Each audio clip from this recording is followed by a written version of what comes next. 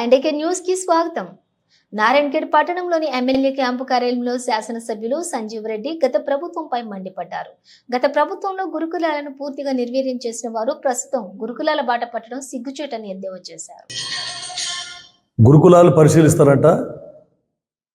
ప్రవీణ్ కుమార్ గారి ఆధ్వర్యంలో ఈ పిలిపివ్వడం జరిగింది.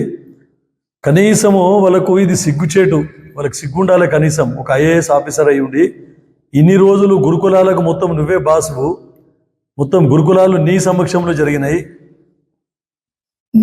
గత ప్రభుత్వం మీద నువ్వు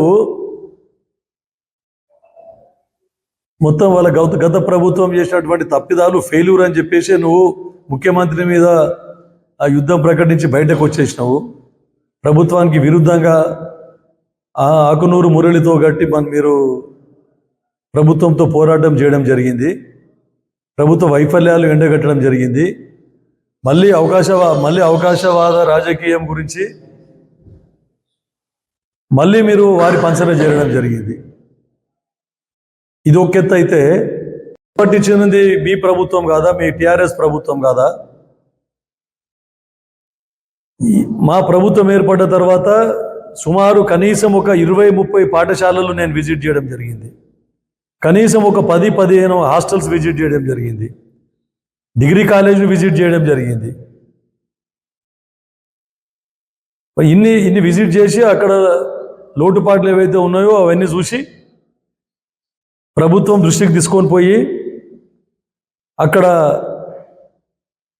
ఆ సమస్యలు తీర్చే విధంగా కృషి చేయడం జరిగింది. కలెక్టర్ల ద్వారా టీఎస్ఎఫ్ఐడిసి ఫండ్స్ కానీ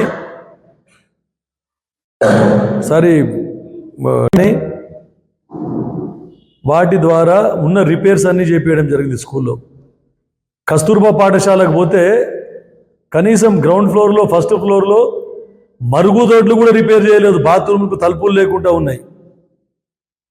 ఇట్లనే మళ్ళీ వేరే ఎస్టీ గురుకుల పాఠశాలకు పోతే టాయిలెట్స్ లేవు, టాయిలెట్స్కు తలుపులు లేవు, అన్ని రిపేర్ అయినాయి. అవి ఒక్కటి కూడా ఇప్పటివరకు రిపేర్ చేయలేదని చెప్పడం జరిగింది. మొన్న జ్యోతిరావు పూలే హాస్టల్కి పోతే ఆర్ఓ ప్లాంట్స్ పనిచేయడం లేదు. తర్వాత ఫ్యాన్లు మొత్తం కేవలం 12 ఫ్యాన్లే పనిచేస్తూ ఉన్నాయి.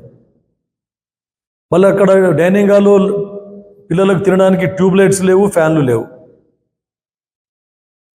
ఆడుకోవడానికి పాఠశాల మైదానంలో లైట్లు లేవు.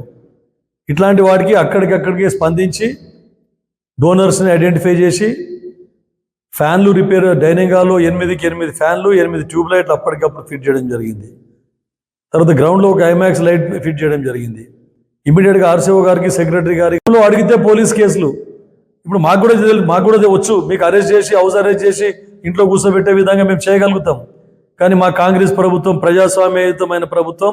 ప్రజాస్వామ్యానికి ఏదైతే విలువలు ఇస్తామో, గతంలో మహాత్మా గాంధీ, జవహర్లాల్ నెహ్రూ అప్పటి నుండి ఇప్పటి వరకు కూడా ప్రజాస్వామ్యయుతంగానే పరిపాలించే విధానం మాకుంది, మా కాంగ్రెస్ ప్రభుత్వాలకు ఉంది.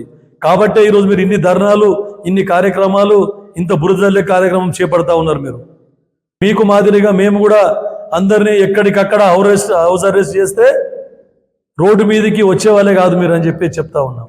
హెచ్చరిస్తూ ఉన్నాము, రెచ్చగొట్టే ప్రయత్నం చేయొద్దు. ప్రభుత్వానికి సహకరించి ఏమైనా సమస్యలు ఉంటే ప్రభుత్వం దృష్టికి తీసుకొని రండి. కానీ రాజకీయం చేస్తూ బురద జల్లే కార్యక్రమం చేపట్టకూడదని చెప్పేసి మీకు హితవు పలుకుతా ఉన్నాను.